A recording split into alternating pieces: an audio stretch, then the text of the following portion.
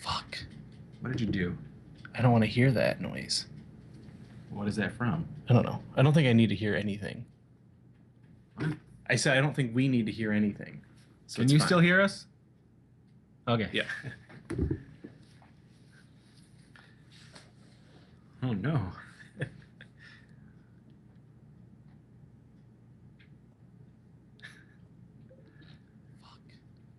Hey!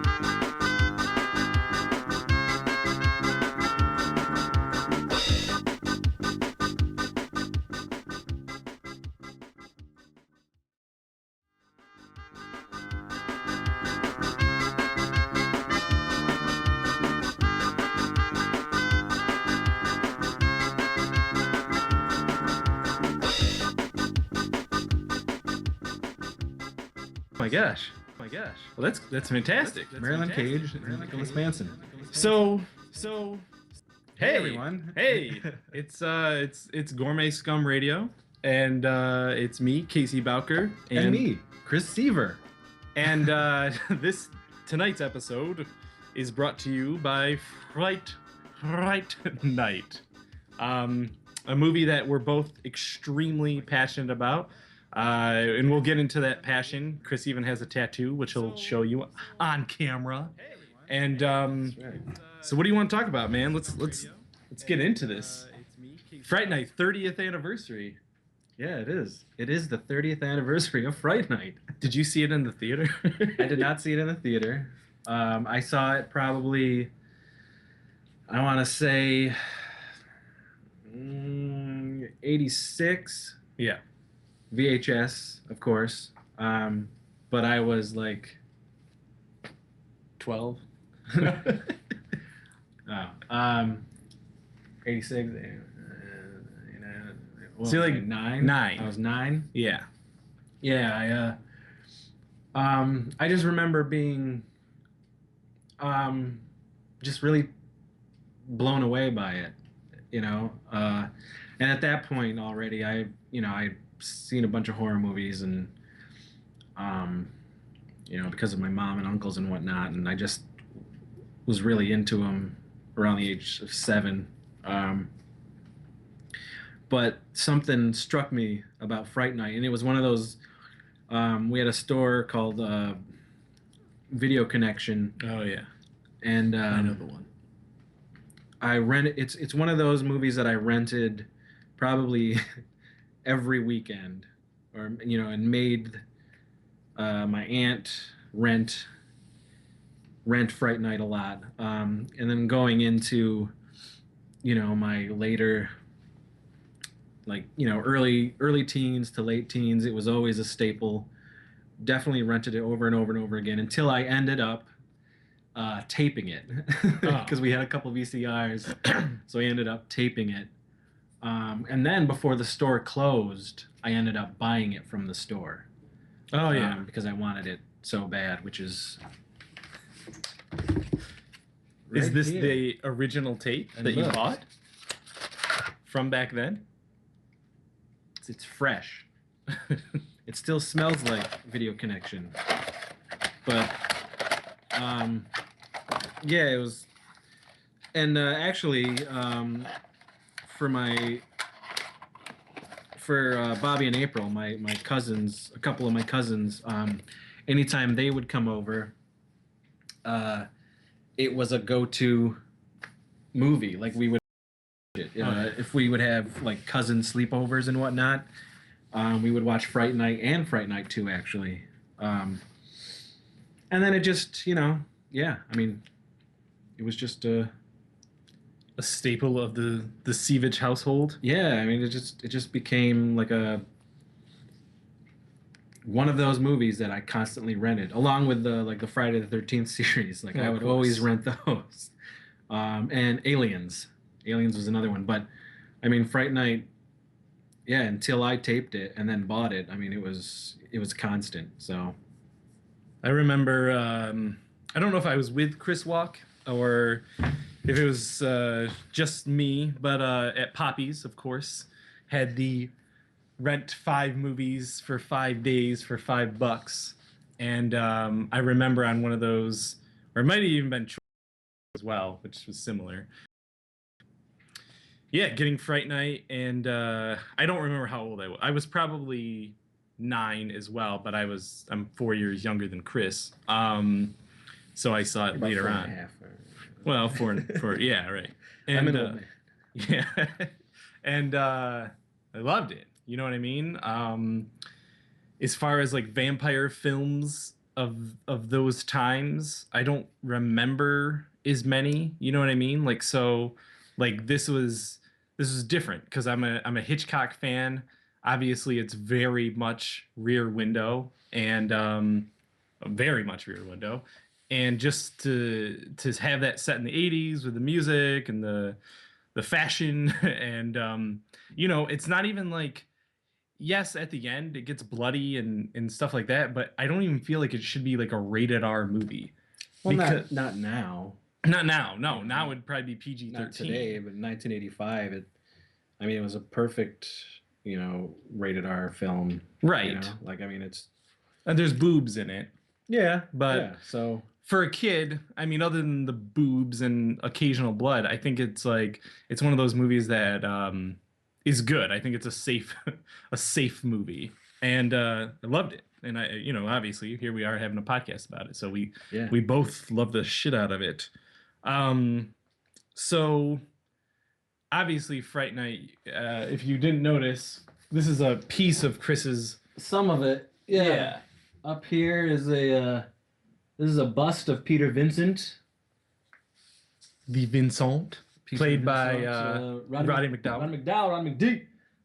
There's a bunch of like foreign posters, Rue Morgue, Fright Night retrospective, Jay Giles Band, Fright Night record, all the end Fright Night laser disc. I've got the Japanese poster. No, it's the Japanese press kit. Press book that's I have it ensconced in a frame. So that's some of the stuff, and I've got like the theatrical posters hanging up upstairs, and another Fright Night poster, and this Fright Night poster, all this stuff. But we'll get into this stuff later. But yeah, I have a lot of Fright Night stuff, and my Fright Night tattoo. Get in there, show them.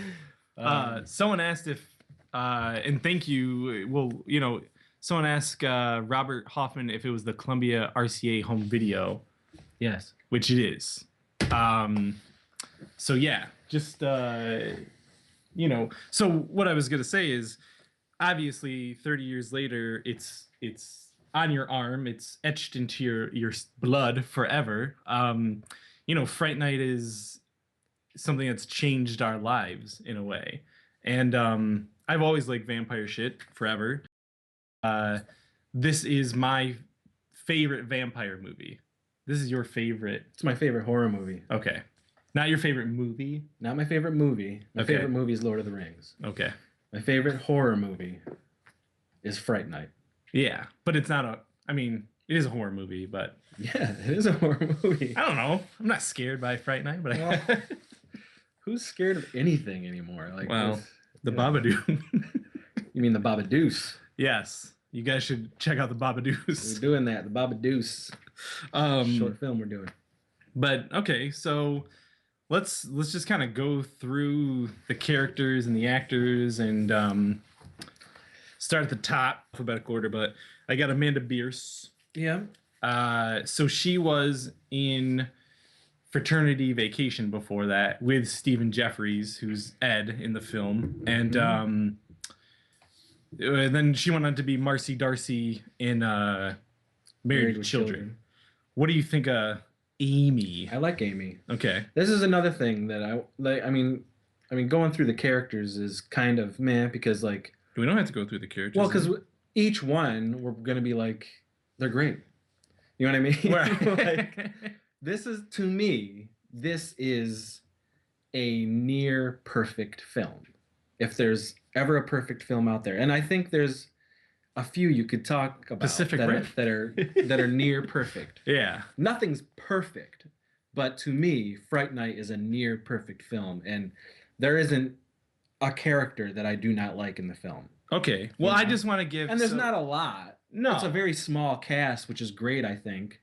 It's very contained, even the mother. I like Charlie's mom, too. I guess, what if we just go through the characters if you're not 100% familiar with them? We don't have to go through and say whether we like them or not. I think Amy's great. Okay. I do. I think she is a really awesome girlfriend for Charlie, supportive. Yeah. I think she was, speaks her mind. even for him, for her, she thinks he's crazy talking about all this vampire stuff, but she's still like, whatever, I love him. I'm going to support what even, this crazy shit that he's going through. I thought that Amy was a great and it's great for her as an actress because she can play that sweet girl next door girlfriend, and then she has that, oh fuck, I got bit by a vampire, I'm gonna turn into this succubus and kill everybody at the end. Well, she doesn't, but I mean that's right. She gets to play that and gets one of the most iconic makeups from Steve Johnson and Richard Edlund and that team. I mean the big crazy vampire Joker maw. I love that thing that she has, which is the poster art. I mean it's iconic. It's iconic, and how awesome to play something like that and get to sink your teeth into. Exactly. You know what I was just thinking before we keep going through the characters? Back to the Future. I was thinking Back to the Future is a fantastic film. I was thinking near perfect. I was thinking that maybe not everyone knows what Fright Night is. Well, they shouldn't be watching this. They shouldn't be watching it, but Fright Night is a 1985. So tell them. It's a goddamn masterpiece from 1985. It's a vampire film starring Roddy McDowall, William Ragsdale. But what is Chris it about? Sarandon. It's watch Rear Window or Disturbia. But this was 1985. Come on. Okay. But it's basically about a kid who is into horror, watches a late night horror show called Fright Night, which is hosted by Peter Vincent, the great vampire killer, who is Roddy McDowall, and he's like your typical from the 70s and 80s horror host. So so Charlie Brewster loves this show and watches it and whatnot, and he's making out with his lady Amy, and then somebody moves into the house next door, and this somebody just happens to be a vampire. And then it's Chris Sarandon. So anyway, so like because of Charlie, because of the way he is, and because of his horror love and his skepticism and his sneakiness, he can't let well enough alone. No, he can't. So he goes investigating, and sure enough, this dude ends up being a vampire, and the legs that Chris Walk has never seen. That's right. Well, Chris they're probably buddies from Chris way back. Walk was walking the earth well before 1985. I mean, he was 1885. So it was actually Chris Sarandon who sat down with Chris Walk and asked him what it was like to be immortal. So that was his true inspiration. Yeah. So anyway, all hell breaks loose after they find out that, and of course it's the nobody believes Charlie because it's ridiculous. Right. Who would believe He's that the boy who cried vampire? Yes. Who would believe this kid? There's a vampire living next door. Nobody.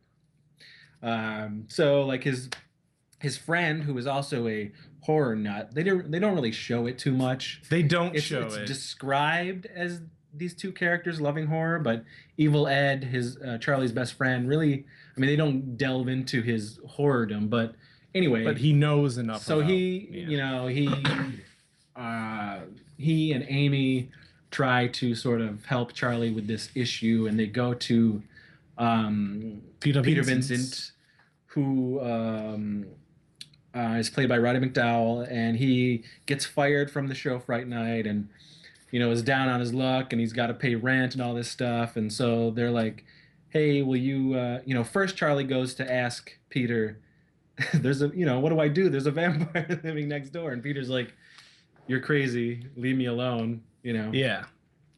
So his friends help out, go back to him and offer him money, and then Peter is like, okay, I'll do it, and they try to show Charlie that it's all in his mind. It's not happening. The guy next door, Jerry Dandridge, is just a normal guy next door. Just a suave dude who likes scarves. A dope bachelor who loves to eat fruit out of the air, and you know, he takes one bite and it's gone. It's like a Travis and Davina bite. And so he comes up. He's a vampire. Yeah, I mean, and that's it. Sarandon is a vampire, and then comedy ensues. Comedy, horror, hygiene, Gru, and the great Peter Vincent, you know, finding his inner vampire killer, not the actor, but the real person, and is able to help Charlie fight the forces of darkness. And exactly. I mean, it's come on. I mean, that's an amazing movie. Oh, it is. If you don't know it, go see it. Go rent it. Go download it. Go buy it. Hell, all that, just buy it. So, being the 30th anniversary, we actually did just buy it because Fright Night has not been on. Okay, so it's been on Blu-ray one time before this year, which Chris has here. And this tell is us the original Blu-ray. Yeah. How much did you pay for it? Well, I don't know, because this was an amazing birthday gift. Last year's birthday from my. That was $270. This was $270. This was the out-of-print Blu-ray, but this was offered exclusively. This version was from Tom Holland, the writer-director of Fright Night. But who mastered it? Like who? Oh, it's Twilight Time. Twilight Time. They made like a 3,000 print Blu-ray. If that, man. It was the first run was 3,000, okay. And it sold out quick. And then all those scalpers were selling it for crazy amounts of money. And this was 2011, this release. But I got this last year because Tom Holland was offering a special. He had 16 Blu-rays of Fright Night, and he signed it. I mean, you got this. You got a framed. A still from the film with Tom Holland and Roddy McDowall, and he signed that as well. And then a certificate of authenticity and a picture of Tom Holland holding up the Blu-ray with your name on it that he just signed, which I have framed. In front of a mirror. And so this says, to Chris, stay scared, Tom Holland, 7 out of 16. So that was that release, and this was amazing. This was like the best gift I've gotten in a hell of a long time, thanks to my lovely, gorgeous, plump fiance. And then this year, what? Twilight Time did the same thing, but they made a 5,000 run, and that sold out crazy. That sold out really fast. So that sold out in like a day. Yeah, so it was like right around Christmas time. You had to get it, and no, I just remembered something. I just remembered something. Bit. Yeah, I actually got bit by a vampire. And this is the 30th anniversary edition. Yeah. Which is also from Twilight Time. And once again, my lovely fiance bought this for me. It was like so quick, too. I bought my own. It was like, because I was like, oh man, they're putting it back out and all this stuff. And I was like, should I get it? Because this one actually has extras, which is what we Fright Night fans have been waiting for forever. For 30 years. So I was like, oh man, they just pre-ordered, put a pre-order for this Fright Night 30th anniversary edition with all the extras and everything. And she was like, well, I guess I'm going to have to get this for you too, to add it to your collection. And I was like, oh my God. So she got it. And sure enough, it came, and it's a really solid, amazing it's Blu-ray. Very good. It's a very, and not just because the picture and sound is amazing. The transfer is beautiful. The transfer is actually beautiful. The sound is, it's 5.1 at least. I mean, it's amazing sound. And it's good. It's good. The extras, we finally have like a round table discussion. You get a reunion. Yep. From 2008. You get 2 audio commentaries with a bunch of cast and crew. You get the Shock Till You Drop segments from that Ryan did with Tom Holland. Yeah. And then this is one of the things that I love the most on it, was the vintage EPK with behind the scenes footage. I loved this thing, because it's the first time as a fan that we really get to see these guys on set shooting this fucking movie and how dope it was. And like then there's on-camera interviews from back then talking about the film, and it's crazy. And then they actually have the full Fright Night video from Jay Giles' band on there, which I had seen many times before because of because you love it. Yeah. But it really is a fantastic Blu-ray release, and I'm so happy that they finally gave the movie its due.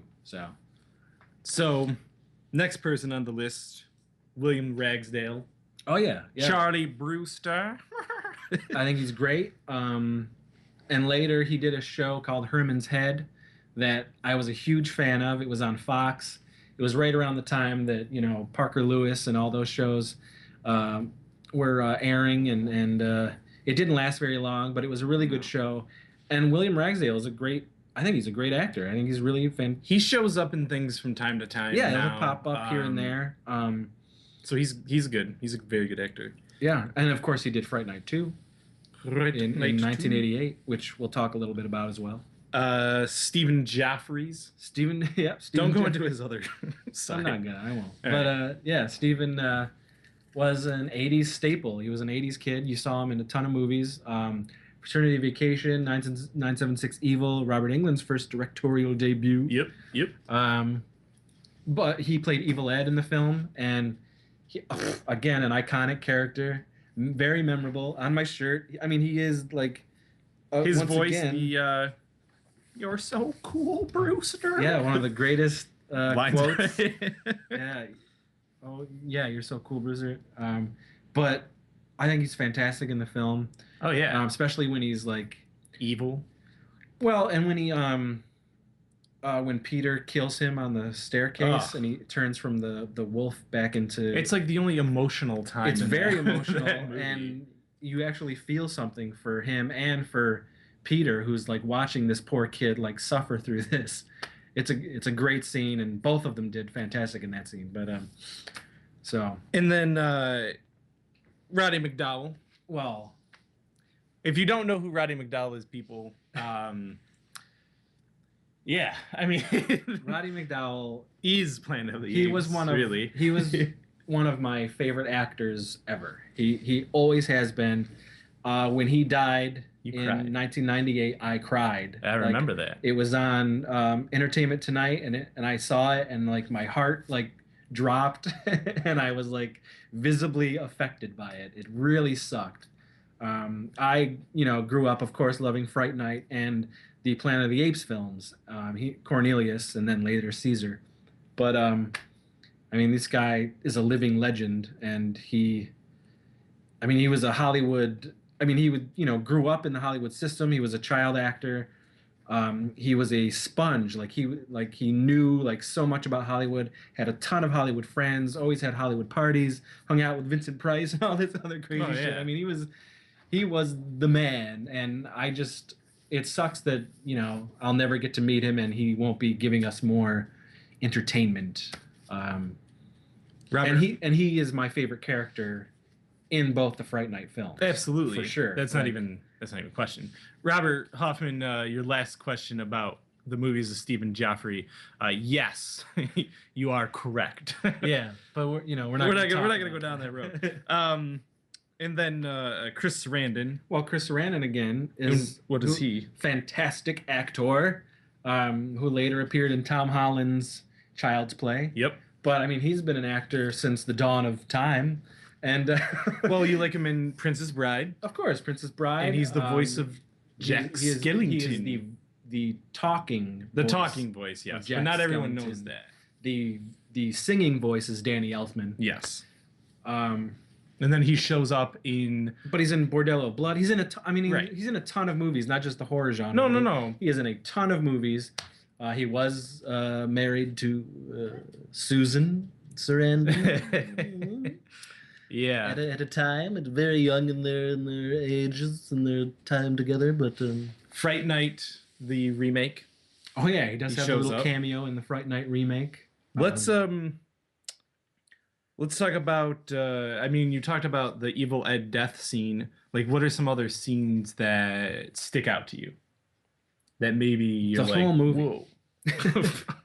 I love this movie. Well, There's a scene, what I thought was really cool, and this is something that like, we have a theater here, called the Dryden Theater, and sometimes they're pretty amazing, or here in Rochester, New York, by the way, and they will show, older 35 millimeter films, and from time to time they'll do a series of horror movies. Yeah. They haven't done it in a while, but No. when they do, it's pretty awesome. And they did Fright Night, and this was the first time I had seen this. Not even on the DVD, never in the pan and scan VHS or any version like that. But and this is dumb. This is just a side note. This isn't an amazing scene, but it's something that I noticed when we went to see it on the big screen. The scene where Jerry comes into their house at night to go fuck up his Charlie. Yeah.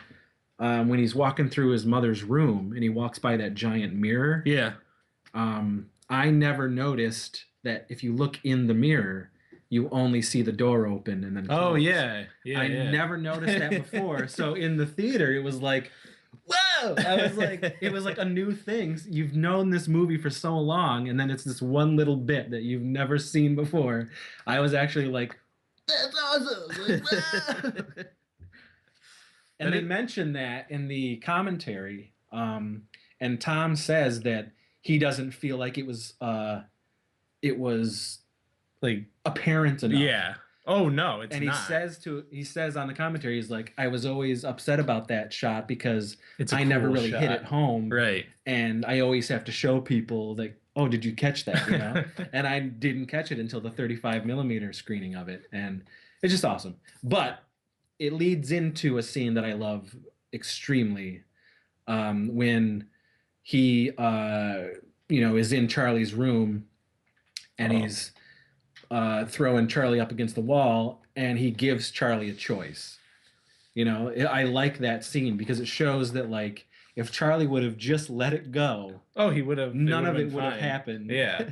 But it has that little bit of humanity left in Jerry that like, yeah, I'm gonna give you a choice that I didn't have. He's not like.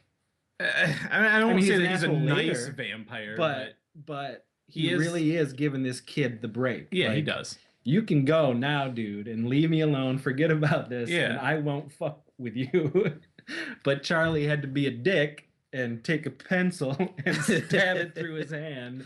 You would have done the same thing.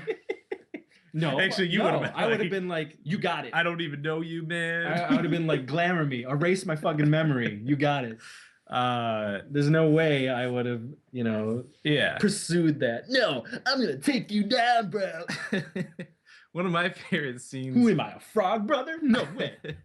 Because it doesn't make any sense in my head. I don't know why. Is the meltdown scene of Jonathan? Yeah. Oh, I mean, Billy. Billy. Because it's like, okay, Jonathan Stark is the actor. Right. I get that like vampires have familiars and that they're the ones who go around and do all the day stuff for vampires, but they're not melting creatures. And if they are, like, what is he? Is he a zombie? Well, like it's never, or is it explained in the commentary? Oh, okay. Because I haven't listened to the even in like yet. all the like reunion panels and shit like that, everybody asks, "What is Billy Cole?" Yeah. And Tom says that he is a dude who got bit, but he hasn't turned yet. Like Jerry hasn't.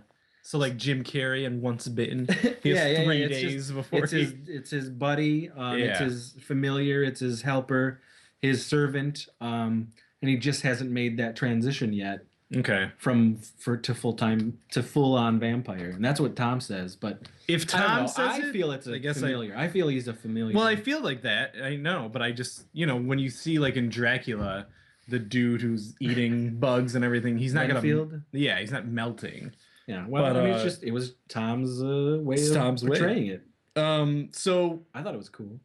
This is another scene I like a lot. Oh, go on. Is first of all, one of the reasons that I love the movie so much is because I'm a Hammer fan, and that scene. This movie really feels like a Hammer movie, and even in when they go into the Fright Night TV show, when Peter is showing the films that he starred in, they were very much those were Hammer, giving homage to the Hammer films. Definitely.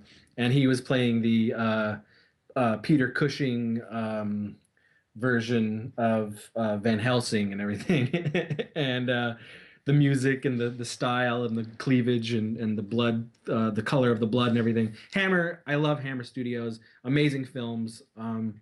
But I love the scene where Peter holds up the stake backwards and he proclaims that I am Peter Vincent, fearless vampire killer, and he goes after the vampire with the stake backwards. I thought that was very funny and a little wink and nod to the cheese of the Hammer films of the 50s and 60s.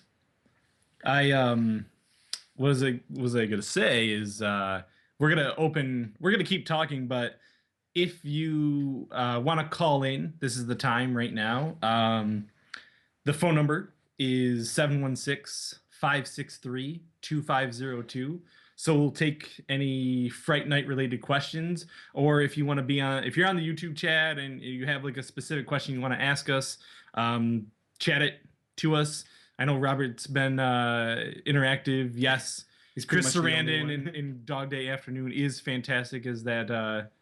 I don't know what he is, like a transvestite or something like that, but crossdresser. But yes. So if you call in, yeah, we'll take it. So I also wanted to go into the sequels, the reboots, the reboot sequels. I remember being upset about them doing a Fright Night reboot, and I know your thoughts on it, and we could talk about it, but I wasn't as upset when I found out that Marty Noxon was going to write it, because I'm a huge Buffy fan. And when I read that, and I read that she was going to take it to Vegas and it was going to be different, I was like, okay, I can get into this. And before we get into that, Robert asked, is Fright Night the last classy horror film? Classy? I don't know, because I feel like there were a lot of really good solid horror from the 80s. I mean, I feel like horror in the 80s is horror. So like everything that's like truly fantastic for me is from the 80s. And I feel like there's a lot of like classy horror films from back then. I mean, I feel like I feel like Lost Boys is really, I mean, of course Lost Boys. Yeah, I feel like that's I mean, I think Dracula, and that's in the 90s. Bram Stoker's Dracula. Oh, well, that was great too. But I mean, like there's definitely some horror movies. We just watched Horns. It's not a super horror film per se, but it's a beautiful movie, and it was awesome. Yeah, and like I loved Horns. I will say that classy horror films have not been coming out as frequently as they did in the 80s. But they are out there. They just don't pump them out like they used to. Now it's like Paranormal Activity 1 through 8, Saw 1 through 8, and I actually think Saw's movies are great because they're at least inventive horror movies. But they're more concerned, with just like the next sequel to a flashy. Now I feel like you just hope that you're gonna get something good. Yes. You know what I mean? Yes. Like there's too much shit out there. They just don't make them like they used to. And you can say that about the 50s, 60s, 70s, 80s. Of course. I mean, 90s, whatever, not so much. But yeah, today it's like it's very few and far between where you get like a gem that you're just like, that was a classic. Trick or Treat comes to mind. Oh. Instant classic. Yeah, if you haven't heard it's just like of our older podcasts. Instant classic. Yeah, and it's something that I feel will live on for generations. Yeah. So like, but most of the time you're just getting the quick fix. Teen money. What's gonna hit at the box office for the first weekend and that shit. it's yeah, few and far between. But Yeah. hope that I would say that what you just said, Trick or Treat of the last decade is probably the most classy horror film. The one that we watch all the time on a regular basis, the go-to one. So to answer that question, and then going back to the Fright Night reboots, after hearing Marty Noxon was going to do it, I was on board with it. And what did you think of it? Well, this was, I mean, I'm a huge fan of Fright Night 2, the 1988 movie. So I was always hoping that there was going to be another Fright Night movie. Right. But of course, I wanted a Fright Night 3. I wanted William Ragsdale and the crew and everybody, and that just never happened. So there were, you know, in the late 90s and going into the 2000s, you always kind of heard rumors about a Fright Night remake and this and that. We're getting a call. Hold on. Oh, okay. Let's. Hello, caller. Hi. Hey. What is your question? My What's your question name? Is, I'm gonna be Marty. Okay, Marty. Okay. What's your question? Marty. My question is, well, I really like the practical special effects in Fright Night, specifically the Evil Ed transformation scene. And I was wondering if Casey and Chris could comment on whether they prefer practical effects versus CGI in horror and sci-fi films in general. That's a very educated question, and I'm really glad that you called up with that, Marty. Yeah, so thank you. We're going to hang up on you, but we're going to answer your question because it's a very good one. Okay. All right. Thank you. Yeah, Marty. Thanks, Marty. See you in the future. Well, I mean, the question, the answer is CG, or sorry, it's not CGI. It's practical. Everything is going to be practical. Yes. I would rather have practical than CGI, but I feel like there is some amazing CGI out there. Oh, yeah. But for the most part, it is not executed well in horror films. No. Like, the Thing remake is a perfect example of CGI that doesn't do anything to add to the movie. It did need it, and they did all practical first. Yeah. And then they did it over with CGI. They added CGI to it. And it's like, especially with The Thing in general, it's like some of the best practical effects of all time. And Rob Bottin. Yeah. So in the Fright Night remake, they use CGI, and they do use practical as well, though. In that movie, there's a couple parts where I'm like, meh, but it's still fine. It didn't detract away from it. I felt like they should have stuck with practical for all of the transformations and stuff like that. Oh, hell yeah. And kept the CG to the like explosions where the vampires are. Yeah. You know? Yeah. But they didn't. No. But it was all right. I mean, that is one of the culprits of the bad CG blood that a lot of horror uses from time to time. And I'm not a big fan of the CG blood in horror. It's you know when it's CG, and it's just like, why didn't you just use blood? Why didn't you just fucking go all out? The only time that the excuse is just, oh, it's cheaper or it's faster or whatever. Like, bullshit. Just fuck. I mean, you know, that again, they just don't make them like they used to. Right.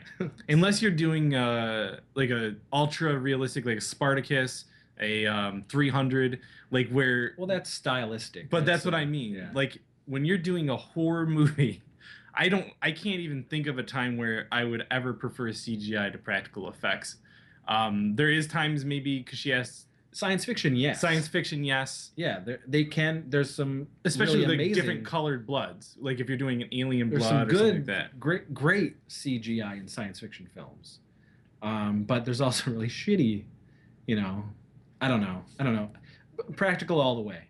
Yeah. But there is a time and place for CG. Well, let's talk like And I like it. Prometheus. And I like it. Well, yeah. Now they use mostly practical, and they use some CGI, and it goes very well together. Yeah. They blend it. I feel like there's a bunch of filmmakers out there who really know how and want to meld the two together so it's a perfect harmony. Yes. Like JJ.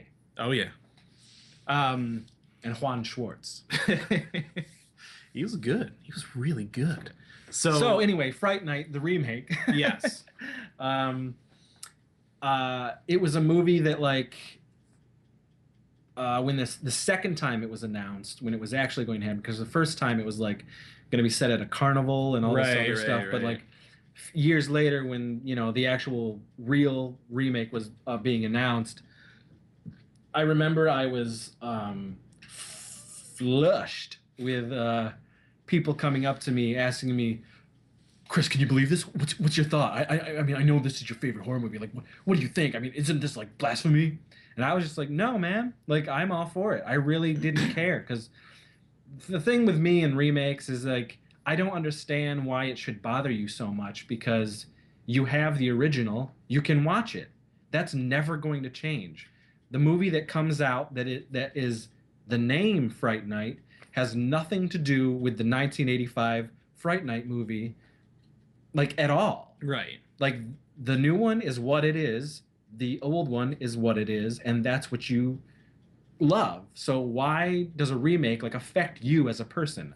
I just don't get it. I don't understand it. You can not go see it, or you can go see it, and you can not like it, or you can like it. I mean, it's up to the person. Right. I mean, I don't get it. So I am always open, and Fright Night, I felt like, okay, let's see what they do. Right. Let's and I liked it. I came out like with a smile. I was like, they paid winks and homages to the original while making it their own thing. And that's what I liked the most about it. I would say because it wasn't a retread. Right. Out of all the remakes that we have nowadays, and I guess like I definitely agree with what you're saying. I get a little offended at the fact that, not offended, I get annoyed that Hollywood doesn't come up with its own original ideas, because I think that there is some out there still that are good. But as far as that movie, the Fright Night remake, is definitely up there with the best remake of its kind. Oh, hey, we got another caller. Oh my God. Oh no. Hey, who are we speaking with? Hello, what's going on? This is Bill Paxton. Oh, Bill Paxton? Were you at Fright Night? No, but I absolutely love the movie. Whoa. Well, it sounds like Bill Paxton circa 1986. What else Paxton is there? No, I mean, he would have been in Weird Science. Weird Science, the 30th and anniversary. Aliens. Yeah. Oh, it man. is the 30th. He wants to say hi. Hold on. Oh, bye, Bill. Hey guys, how's it going? Whoa, Oh, Bobby. whoa. Bobo Heckman. Bobby Heckman. Bobby Heckman, ladies and gentlemen. Bobby Heckman is a one of my dear friends. World-renowned womanizer. Yeah, he definitely rapes women, and And I have to cut that part out. What? Why? Go on. He's convicted. Oh man, huge '80s fan. Yes, Bobby is a huge '80s fan. Huge Fright Night fan. Yeah. So, what do you want to talk about, Bobby? I just want to, express my love for Fright Night that I do. Nice. Hands down, All right, see ya. In my top 20, 25 favorite horror '80s movies. Wow, you really narrowed it down. I know, I have so many. Seems like you like it a lot. I do. Do you guys dig on that? Have you ever seen it? Hey, we've maybe seen it once or twice, Bobo. Okay. Man. So, What what's have you guys been talking about thus far? I mean, I have a few minutes, unless I get called away. I mean, we've just been talking about our love of the film. Now we're talking about the remake. Oh, okay. Which I highly enjoyed. We did As too. did we.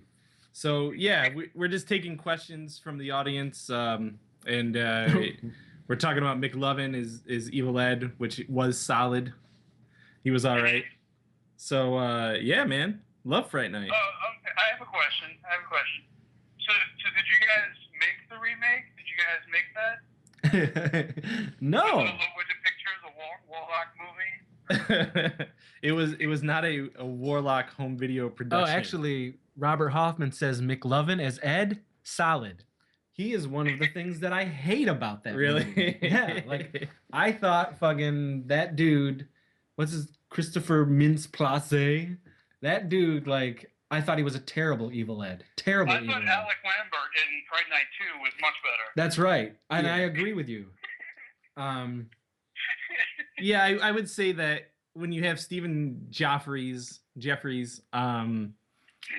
obviously that's really, really, really hard to top.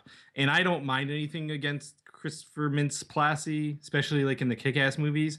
But is Evil Ed, he was definitely subpar. I did not I like him. Anton Yelchin as Charlie. He was all right. He's fine. I like I thought he Dave was great as Charlie. and Colin Farrell was good. I liked David Tennant Oh, well, as yeah. Peter Vincent. Yeah, Definitely. yeah, he was good. But He was a lot better than the Peter Vincent of Fright Night Part 2. the Fright Night Part 2 2013 one. Yes. Yes. The remake of the remake. yeah, because Roddy McDowell will always be Peter Vincent of all The real time Peter Vincent, yes. in the original Fright Night 1 and 2. Yes. But yes, the second remake sequel, that Peter Vincent was a fucking terrible waste of space. yes. And we're gonna talk about that. Bobby, thank you so much for calling. You've been so great. Well, first, I Bobby, wish I could stay on longer. Bobby, I wish tell I me- was there. Bobby, tell me real quick. Tell me what your favorite scene in the 1985 Fright Night is. Jesus. Come on, man. From the time the movie begins. Actually, I just love, oh man, just Jerry Dandridge coming down the stairwell, eating an apple. Yeah. Actually, the bedroom scene where where him and Charlie have like a little scuffle in the bedroom. That's what Chris said. Yeah. So that's That's like my favorite scene because it just brings me back to being 10 years old and seeing that on TV for the first time and like that's And the memory tasting I yourself. Kind of, like, have. Yeah. solid party scenario. Yes, and since it is Oscar night, I just want to say that Stephen Jeffries, they should do a retro Oscar thing and give him the Oscar for that movie, Best Supporting Actor. I know. Bobby, I know. you've been a shiny diamond, and we'll never forget you. That's Well, great. thank you. Will I be able to watch this whole show on YouTube now? Yeah, man, you should be watching it now if you wanted to. But I'll try, but I'm working in the ER tonight, so that'll be. all right. Well, great. Drink some blood for us. I shall. Oh, All right, me and Bill Paxton signing out. It was finger licking good. All right, Bill. Bye, Bill. Bye, Bill. Bye, Bobby. Bye, Jesse Green. oh, man, that Bill Paxton. I know. So Love him. glad he called. So What was he doing anyway, you know? the Fright Night, Bobby brought up a good point about the Fright Night reboot remake, part 2, which is not that one. There's that the one's good. reboot. And this is the reboot sequel. This movie. So I personally don't have anything against this movie. Neither do I. I actually was entertained by it. It's I felt like it's sort of a version of Fright Night 1 and 2 smashed together. yeah. The original 1 and 2 Yes. smashed together. It's curious that they called it Fright Night 2. Yeah. That New it blood. has none of the same actors. No, it doesn't. Peter Vincent's there But for he's- no reason. It's terrible. It's fucking terrible. That Peter Vincent is terrible. I felt like the Evil Ed in the film was actually really good. He was fine. He was Um, better than Christopher Mintz-Plasse. Oh yeah, and he looks a lot like our buddy Alec Lambert. Yes, he does. Who plays Lance in all of my films. Yeah, I like the girl though. Oh yeah, she's good. From where was she from? Spartacus Dexter? and Dexter. Yeah. Lila. I liked her. She was good. She was a good. Jerry. Well, yeah, Her yeah, name's Jerry. her name was Jerry. Yeah. So yeah, but So yeah, that's that. Yeah, man, it was so it was a good movie. It was weird. The other Fright Night 2, what year is this? This is 1988. 88. This was the sequel. That movie, I do love this movie. I always I feel like I forget about it though, in the sense because I watched Fright Night so many times, and I'm like, oh yeah, Fright Night 2 is there too. I gotta watch that. I've seen Fright Night 2 a lot. I have too. I really do love it. I like what's his name from Napoleon Dynamite. Forehead, big forehead. Oh yeah. The uncle. John Grise or yeah. Is that? Was I don't it John know, Grise? but I like that guy. And what's his name from Buffy and other things? Yeah. Kindred the Embraced, another vampire character. But good movie, good soundtrack. Tommy Lee Wallace directed that one. Oh yeah. Who was a John Carpenter cohort. He directed Halloween 3 and a bunch of stuff on the original Halloween. But Tommy Lee Wallace is he's directed a ton of stuff, ton of horror. But he did the sequel, and both William Ragsdale and Roddy McDowall come back for the sequel. They're the only ones, though. Yeah, if you go online, there are reasons why the sequel was the way it was, and because there was an original draft that did have Amy and Evil Ed in it. How? Well, because remember, at the end of Fright Night, Evil Ed is laughing. Yeah, and it's his eyes that are in the other. I know, but I always was like, why? Well, I get that. I get that. But technically, he still could be alive. Horror is whatever. Right. Anybody can come back. But Amy should have been there. Amy should have been there. But I liked Charlie's girlfriend in his college years. Yeah. Yeah, so I'm a big, and again, the effects in Fright Night 2 are awesome. Oh, practical all the way. Regine, when she turns into, who is Jerry's sister in the film. Yeah. Who takes over as host of Fright Night in the sequel. But her final vampire transformation at the end of the movie is awesome. Yes. Is it smoking? It's an amazing... it's good. It's a solid sequel. And there is a Blu-ray version of the film that's out there. It's a foreign release, I believe. I don't know if it's official because it's really expensive. Is it? But it is the widescreen version of the film, and I happen to have a beautiful widescreen version of Fright Night 2 anyway. And it looks great. It's in the 235, which is the first one was shot in 235 as well. My favorite aspect ratio. But it really does look way better than your pan and scan version of Fright Night 2 that you would normally see. Yeah, it's just amazing. Yeah. Here's the Fright Night DVD. Fright Night VHS. Yeah. Here is my Fright Night UK version. Oh, we got another caller. Whoa. Hello, caller. Who are you? Hi. Welcome to the show. Hello. Oh my God, it's Candace. Meredith. It's Candace Patterson. Patterson. Listener, first time caller. Oh, hey. Meredith, I think I know you. What? Man, we're talking about Fright Night. What do you want to tell us about how much do you love this movie? I enjoy this movie quite a bit, but I have to say I didn't really see it at a young age. I saw some other horror movies that piqued my interest, and then Fright Night came much later for me, like late high school, early college. Somehow I missed it.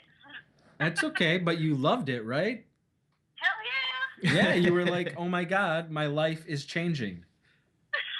I think that's exactly what I thought. Yeah, right before your eyes, your life was changing. You were like, this is a revolution.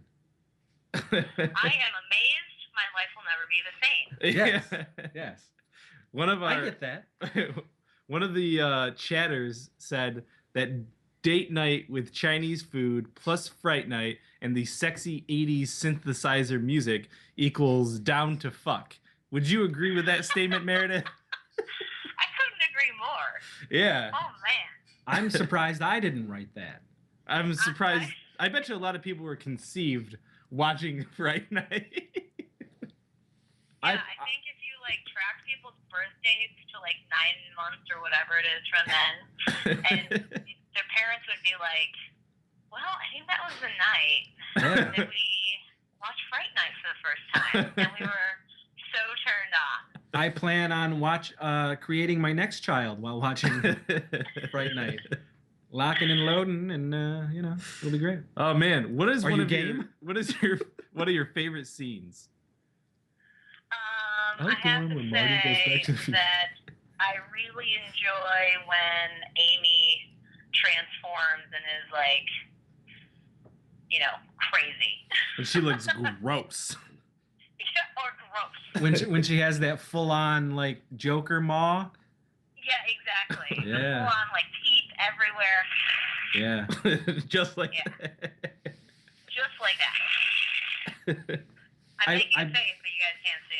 I believe we have pictures of your vagina that look like that. How did those get out there? Man, it is the time, the days. Yeah. 2015, everything's out there. Nothing's secret anymore. No. Oh man, Meredith, you have been a classic guest on another classic episode of Gourmet Scum Radio. It has been great to have you. Oh wait, Hey, real quick. Huh? What did you think of the the remake, the 2011 remake?